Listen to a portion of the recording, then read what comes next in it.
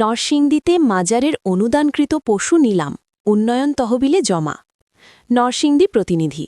নরসিংদীর ঐতিহ্যবাহী তরোয়া হজরত কাবুল শাহ মাজারে ভক্তদের পক্ষ থেকে অনুদানকৃত ছাগল, খাসি, হাঁস মুরগি যথাযথ নিয়মে নিলামের মাধ্যমে বিক্রয় করা হয়েছে।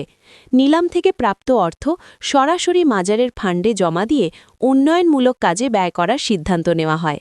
রোববার ২৯ মার্চ ২০১৮ সন্ধ্যা ৭টায় মাজারের অফিস কার্যালয়ে আনুষ্ঠানিকভাবে এই নিলাম কার্যক্রম অনুষ্ঠিত হয়। এতে উপস্থিত থেকে সার্বিক তত্ত্বাবধান করেন জেলা প্রশাসনের নির্বাহী ম্যাজিস্ট্রেট।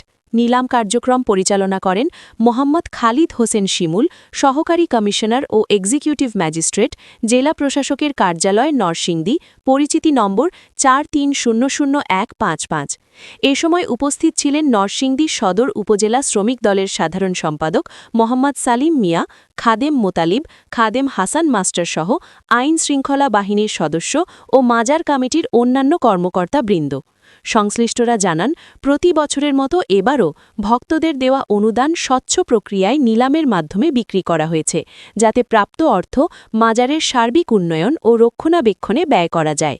স্থানীয়রা এই উদ্যোগকে স্বচ্ছতা ও জবাবদিহিতা নিশ্চিতের একটি ইতিবাচক দৃষ্টান্ত হিসেবে উল্লেখ করেছেন।